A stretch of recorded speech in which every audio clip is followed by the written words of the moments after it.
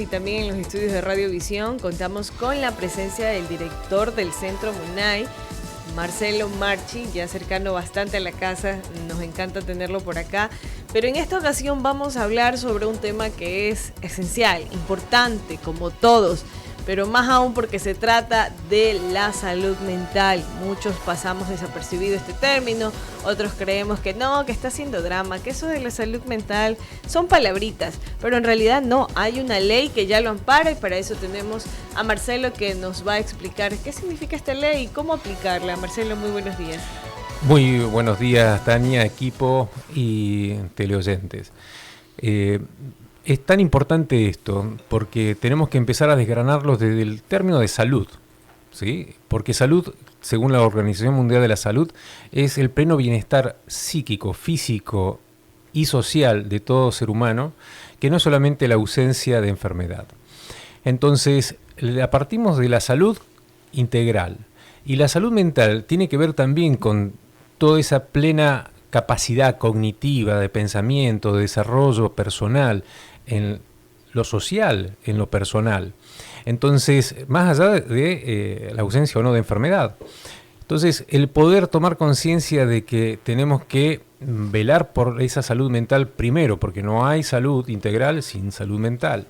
Es muy importante. Y la ley orgánica en salud mental, aprobada en enero de este año, nos da ese marco jurídico, legal, para empezar a hablar en serio de esta temática. ¿Y qué garantiza o qué busca esta ley? Concientizar a la población, porque lastimosamente cuando hablamos de una ley es como obligar a la población a que deje de tirar basura, ¿no? Deje de contaminar, deje de hacer ciertas cosas, como decíamos, ¿no? Cruzar un semáforo en rojo. Pero el objetivo de fondo es que tomemos conciencia de que esto es para nuestro propio bienestar, como cuando hablamos con los pacientes, ¿no es cierto? O sea, tratamos de transmitir un conocimiento, un saber para el propio beneficio personal de la comunidad. Mencionabas antes de la entrevista que esta ley tiene también la garantía del acceso a los servicios de salud mental y que prácticamente le promueve la cobertura tanto en el sector público como en el sector privado. ¿Nos puedes ampliar? Así es. Esto ya obliga a todas las instituciones públicas como privadas, ministerios, entidades educativas, deportivas, a tener que estar velando por un programa de contención, de asistencia, sean estudiantes, trabajadores, para abordar esta temática tan importante que es la salud mental. Entonces, hoy por hoy, esto no se instrumenta, esto no se lleva a cabo, entonces tenemos esta herramienta para empezar a exigir, a reclamar lo que es un derecho ciudadano, un derecho humano. Importante, es bastante, ya es una obligación que se le preste atención al tema de salud mental. 8 de la mañana con 36 minutos y bueno, la ley fue aprobada en el mes de enero, sin embargo estamos en agosto, no ha tenido la suficiente socialización, la ciudadanía no sabía. Y aquí hay que romper paradigmas o estigmas sobre la importancia de salud mental. Hay malos comentarios dentro de nuestra comunidad, y lo digo así de manera general. Cuando una persona visita a un psicólogo o asiste por temas médicos a un psiquiatra, la palabra propia de la ciudadanía, esta persona está loca. Y comienza esa denigración hacia el tema de la importancia de la salud mental. Entonces, con esta ley, lo que yo entiendo es que ya vamos a eliminar estas barreras sociales para mejorar las condiciones y que no se nos diga a quienes visitamos a los psicólogos que estamos locos. Hay una mezcla de prejuicio e ignorancia, y te digo incluso de académicos, porque me ha tocado desde 2017, cuando vinimos con Belén por primera vez aquí a Manabí por póster remoto a hacer la jornada solidaria, encontrarnos con ese vacío en cuanto a la contención de la salud mental. No solamente de los damnificados por el terremoto, las pérdidas familiares, materiales, sino también hasta todos los voluntarios, policías, enfermeros, bomberos, que no estaban contenidos de la forma adecuada para sobreponerse a esta tragedia, ¿no? A este tanto sufrimiento que fuimos objeto los manabas. Y después vino la pandemia, ¿no es cierto? Entonces, avivando miedos. Entonces, tomar conciencia de la importancia que tiene la salud mental es empezar a romper con esos mitos, como bien dices, los prejuicios. Mira, la psicología es el estudio de la conducta humana, ¿sí? Y no es solamente de la locura. Entonces, cuando tengo una conversación con un médico y que me dice, no, ¿para qué voy a derivar al paciente al psicólogo? ¿No? Va a entrar una cirugía quizás, ¿no? Ni siquiera es que te van a extraer una muela, ¿no? Es movilizante entrar a un quirófano, es movilizante tener que enfrentar que estás enfermo. Entonces el abordaje psicológico es importante para la contención y el acompañamiento en ese proceso de sanación de un paciente. Entonces, ya digo, no es solamente hablar de la locura. La locura es una rama, una parte de la condición humana, ¿sí? Y generalmente son los locos los que no quieren recibir ayuda, ¿no? Porque no asumen, no tienen conciencia de que tienen un problema, ¿sí? Me encanta esa frase. Aunque también las mejores cosas del mundo han sido creadas por las personas que son afirmativo. Locas, la luz y todo lo que disfrutamos, hasta la tecnología que tenemos maravilloso, pegadas a nuestras manos. Así es. Entonces, no es un tema para descalificar tampoco al loco, porque fíjate, los locos no son asesinos. Los locos ni siquiera se suicidan, o sea, no tienen malas intenciones, simplemente, digamos, tienen otra visión de la vida. Son otras personas, las psicópatas, las sociópatas, las que generan daño. Y eso es otra rama. ¿Cómo detectar a una sociópata? Y la conducta. Por eso nosotros estudiamos la conducta humana y en eso son las señales del comportamiento que nos van indicando hacia dónde va apuntando una persona. Entonces, que de pronto tengamos un delirio o una alucinación es totalmente inofensivo, porque es la persona la que está alucinando o delirando de pronto, ¿sí? Es diferente de pronto cuando alguien quiere un objeto y roba y hace daño para eso, o simplemente hace daño porque siente satisfacción en hacerlo. ¿Y cómo quitar ese pensamiento de decir que si van a un psicólogo porque estamos locos? Ese es el punto para trabajar, ¿sí? Porque, vuelvo a decir, son pensamientos los que tenemos, los que nos abordan a diario. Estamos atormentados, sufrimos por lo que pensamos y pensamos mal, ¿sí? Entonces, ¿cómo corregir esto? Y de la mano de la guía de un psicólogo que nos ayude a reflexionar cómo pensar correctamente. Porque nos llenamos de pensamientos negativos. Nos dejamos influenciar por un montón de información que no es cierta y que todavía tergiversa las cosas. Entonces, ¿es el entorno también? Y el entorno, obviamente, ¿no? Como los chismes, los cuentos, digamos, que a veces son hasta malintencionados. Entonces... eso equivale a un equilibrio mental, entonces. Exacto. Desequilibrio. O sea. Nos lleva a un desequilibrio, ¿sí? Pero necesitamos un equilibrio mental. Necesitamos esa armonía, ese equilibrio. Y eso también le llamamos objetividad, ¿sí? Porque la subjetividad es la que nos deja influenciar por los demás. Pero cuando empezamos a escuchar nuestra voz interior, cuando empezamos a reflexionar, a hacer una introspección, entonces empezamos a pensar objetivamente y no influenciados por lo que dicen los demás.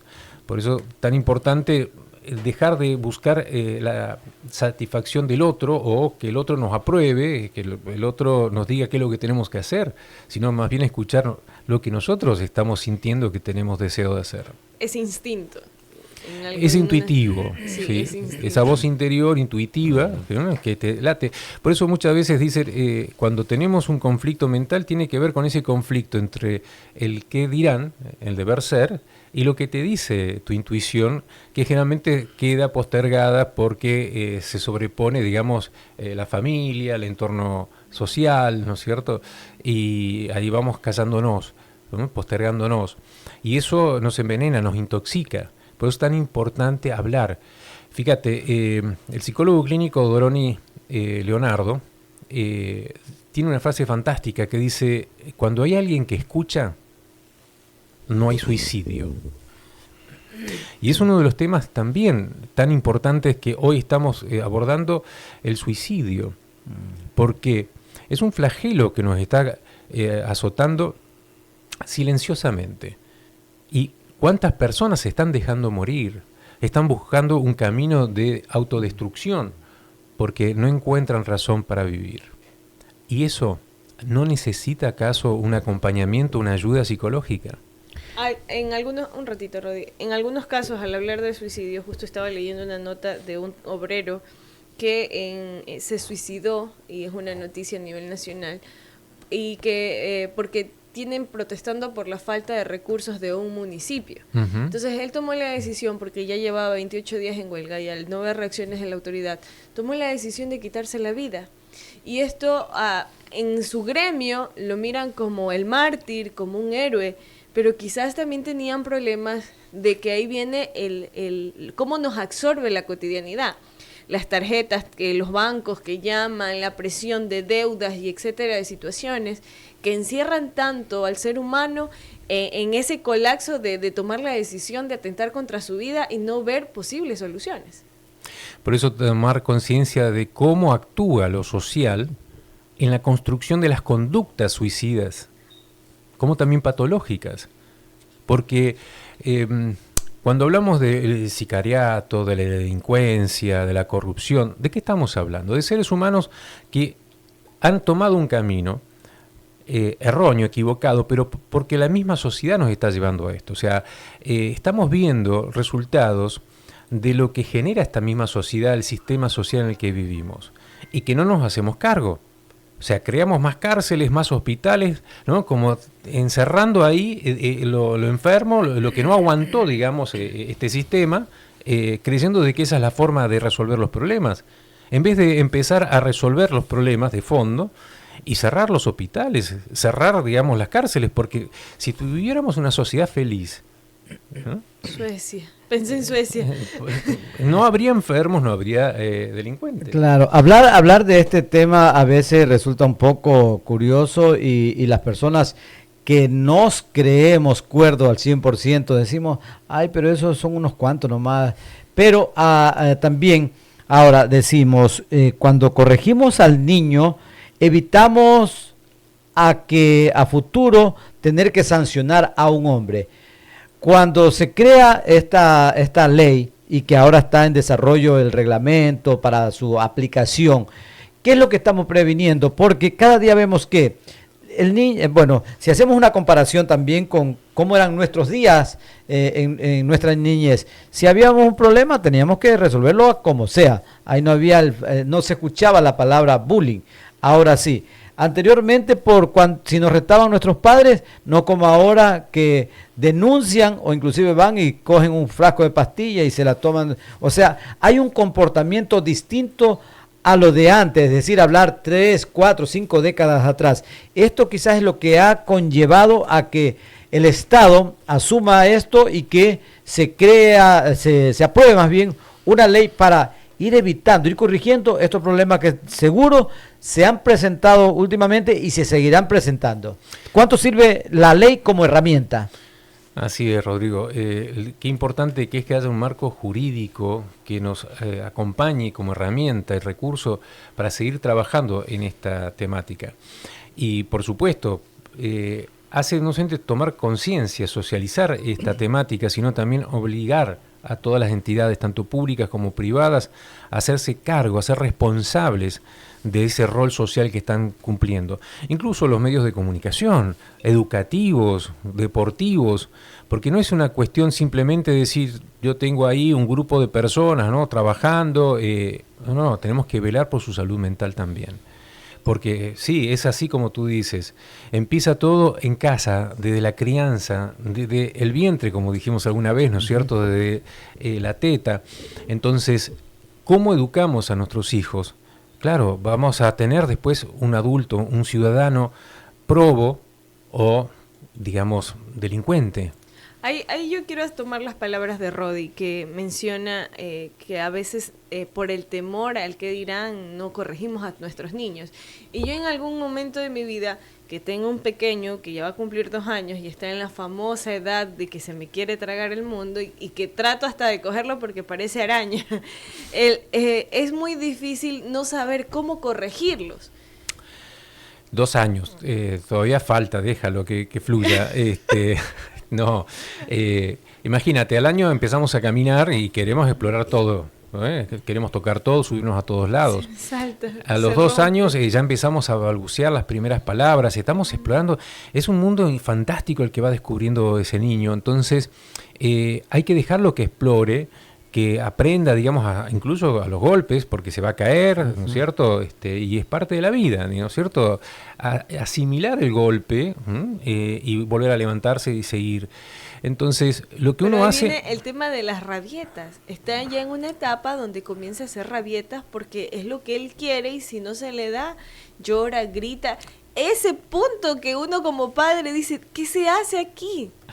Bueno, ahí efectivamente tiene que ver con la intervención de los padres, ¿sí? O incluso de los abuelos, ¿no? O sea, ese entorno familiar que le está consintiendo, que le está levantando, llevando a UPA, dándole de comer en la boca, digamos, cuando puede ya empezar a comer solo, cuando ya puede empezar a ordenar los juguetes, cuando ya puede empezar a ser responsable de algunas cosas, ¿sí? Pero si seguimos tratándolo como un bebé, lo confundimos, porque se sigue comportando como un bebé. Y obviamente tiene un conflicto porque cuando las cosas no le salen bien, se frustra. Y tiene que aprender también a tolerar la frustración, ¿sí? O sea, está armando un castillito de naipe y se le cae. O sea, vuelven a intentarlo. Y él lo va a volver a intentar porque son así los niños. Lo hacen 100, 200 veces, pero hasta que le sale bien, porque no hay otra forma de aprender. Entonces, motivarlo a que lo siga haciendo. No decir, no, tranquilo, yo te lo hago, yo te lo resuelvo. Porque ahí es donde cometemos un gran error. Le enseñamos que uno resuelve sus problemas cuando no debería ser así. Y bueno, al hablar de salud mental me enfoqué en el ámbito de los niños y que es algo que también está presente en las familias y es la carga emocional que también llevan las madres. Y que va a la par, por ejemplo, si son madres cuidadoras, que existe algún caso de algún menor que tiene algún tema de salud física o los cuidadores de las personas que tienen Alzheimer, que se convierten nuevamente en niños. O bueno, es que realmente el tema de la salud mental es tan amplio y la carga emocional que está dentro de las familias es mucho más, que creo que es lo que estamos viviendo actualmente, es un reflejo de lo que no podemos resolver en casa por los techos de cristales, por los extractos de la fragilidad humana en la que nos hemos envuelto ahora. Así es, por eso te decía, ¿no? ¿Quién atiende al bombero, al enfermero, digamos, a la madre, ¿sí? Al profesor, ¿no? A la maestra, que está frente a una responsabilidad y también está sintiendo cosas? Entonces, claro que la salud mental es tan importante, por eso tomar conciencia de ese contexto, que en la misma crianza, en la educación, en la labor que uno está haciendo, estamos también poniendo un montón de cosas nuestras que generan también ruido y poder hablarlas entonces, poder de la mejor manera... Yo le digo, tomar conciencia de que no solamente estamos educando, criando a alguien, sino que también nosotros estamos jugándonos muchas cosas que a veces se remueven en esa labor, en esa tarea. Entonces, digo, hacer pausas activas es importante, ¿sí? Levantarnos, movernos, ¿sí? Ok. Pero también oxigenar nuestra mente. No es solamente tomar un tecito, cenar, almorzar, digamos la merienda, sino también inhalar, exhalar, llevar paz a nuestra mente, ver si estamos conformes con lo que estamos haciendo o no, si pudimos hacer durante el día lo que nos habíamos planteado, porque si no, vuelvo a decir, es como que toda esa parte anímica, emocional, se va postergando, ¿sí? Y todos somos de carne y hueso también. Entonces, así seas madre, así seas padre, así seas profesor, profesional, digamos, eres de carne y hueso y tienes que velar por tu salud integral. Son las 8 de la mañana con 52 minutos. Importante tratar este tema porque la importancia que ha tomado y por la necesidad en el país ha conllevado a que esta ley que se presentó ante la Asamblea Nacional se la haya aprobado. Ahora, una vez que ya esté en vigencia, ya se le empiece a aplicar, cuánto va a beneficiar o a quién mayormente va a beneficiar. Porque muchas veces las leyes se las piensa o tienen ese marco, ese concepto de que es para juzgar, para sancionar cuando un daño, un hecho ya está consumado. ¿Cómo sacarle provecho a esta ley para enfocarse en la parte correctiva en la parte preventiva? Ahí estás. Sí, es muy bien lo que dice Rodri. Y evidentemente ya el hecho de que se haya dictado una ley ya es algo favorable. Por eso digo, estábamos sin ese marco jurídico. Han sido años de estar luchando por que se tomara conciencia y se socializara la importancia de la salud mental y la prevención. Entonces, hoy, te digo en lo personal, encontrarme con que esto se hizo eco en la Asamblea Nacional por el trabajo de muchos actores sociales que fueron a tocar también la puerta a la Asamblea Nacional, que obviamente la pandemia, toda la situación, como tú dices, que ha convulsionado a nuestro país, a la región, nos hace reflexionar sobre la importancia de la salud mental. Entonces ahí surge, digamos, esta constitución de la ley, que viene a ser, digamos, como la consecuencia de todo un proceso, ¿sí? No es que aparece de golpe de la nada. Entonces, ya esto es un gran aporte. Lo que viene, por supuesto, eso es llevar al tiempo que tenga que llevar, la instrumentación, la reglamentación, la toma de conciencia, pero qué importante que ya podamos hablar de estos temas aquí mismo, ¿sí? En los medios de comunicación, de empezar a hablar en la casa de estos temas, de empezar a hablar en el trabajo de este tema, porque antes no se le paraba balón, no se le daba importancia. Y lo digo en plano personal porque, vuelvo a decir, cuando aterricé en Manta, Manabí, me encontraba hasta con cierta hostilidad, digamos, médica, porque no tenían conciencia algunos académicos de la importancia que tiene la salud mental. Entonces, yo le digo, todo para mí es algo auspicioso. Esto es muy importante, y que ya empecemos a hablar de esto también es muy importante, porque nos va a llevar tiempo ir tomando esa conciencia y llevar esos cambios a nuestra vida, porque esto no es de la noche a la mañana tampoco. No es porque tú recibes una información es que ya la vas a aplicar. Esto es un proceso que lleva un tiempo ir asimilándolo, adaptándolo, haciendo tus pequeños cambios personales, familiares, hasta que esto se plasma, quizás a veces en meses o años. Eso ya no importa el tiempo, porque cada ser humano tiene su propio tiempo. Importante que ya estamos hablando de esto. Marcelo, y bueno, yo voy a traerte al gremio de la comunicación profesional, que es el periodismo. Nosotros estamos día a día en una avalancha de información de hechos sangrientos, que actualmente nadie le presta atención a la salud mental y emocional de un periodista. Así es. Justo hace pocos minutos compartí imágenes muy fuertes de personas que están decapitadas y de una cabeza que dejaron abandonada, y se lo compartí a mis compañeros internamente, donde las imágenes son tan fuertes y nosotros ya hemos llegado al punto dentro de nuestra salud emocional que ya lo vemos normal. Ya hemos perdido esa sensibilidad humana de la muerte de otra persona. Hasta el momento seguimos reaccionando de manera sensible cuando nos encontramos con hechos de animales y niños. Pero si yo veo que decapitan a una persona, a un hombre, a un adulto, no siento absolutamente nada. Veo a una persona acribillada, imágenes crudas, y no siento absolutamente nada. Entonces ahí hay un problema de salud mental, y lo digo como periodista. Y esto de aquí no me deja de mentir, porque Rodi es quien maneja Crónicas Rojas. Roberto, todos los días nos llegan esa información dentro del gremio. ¿Qué hacer? ¿Hacia dónde dirigirnos como gremio? Aquí hay una problemática. ¿Qué significa eso? ¿Qué significa? Bueno, es muy bueno el punto, y tengo que compararlo, digamos, con el mundo médico, por ejemplo, ¿sí? Porque para que se hagan una idea, ¿no? El enfermero, el médico, estudia el cuerpo humano, ve cadáveres seccionados, o sea, está acostumbrado a algo, y también pierde cierta sensibilidad, ¿sí? Está naturalizado, digamos, el ver sangre, el ver cuerpos desnudos, el ver un cuerpo abierto. sino un cotidiano. cráneo. Es cotidiano, ¿no es cierto? Ahora, ¿te hace insensible eso o ya eras insensible? ¿Sí? O sea, es una pregunta. Ahora, justamente, eres un ser humano, por más que de pronto estés haciendo de bombero, ¿sí? Levantando un cuerpo despedazado, ¿no? Sacándolo de a pedacitos de un coche.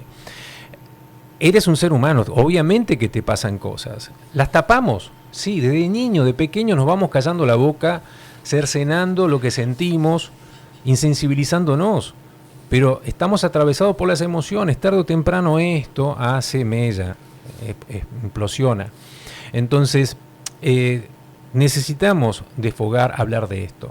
Así como los médicos, ¿sí? Así como los cirujanos, así como las enfermeras, así como todos los bomberos, todos los que están en esa trinchera, en ese campo de batalla a veces, que se vuelven insensibles. No, son sensibles, pero tienen que ponerse ese personaje de salir a hacer la nota, por ejemplo, Rodri. O sea, tú tienes que salir a hacer la nota y bueno, pero no es que no sientes nada, te lo llevas a tu casa, ¿sí? Duermes con ello, ¿sí? Pero no conversas de eso con alguien para desfogarte. Por eso la importancia del psicólogo para poder canalizar esas emociones de la mejor manera, para no quedarte. Incluso los psicólogos, ¿sí? También necesitan. Obviamente, si uno está escuchando, digamos, cosas fuertes todos los días, sino viendo cosas fuertes, entonces uno también tiene que saber procesar esto para que no te quede y te haga daño. Y eso no te hace insensible. Pero uno tiene que aprender a hacer ese equilibrio. Por eso hago la comparación, digo, con la comunidad sanitaria.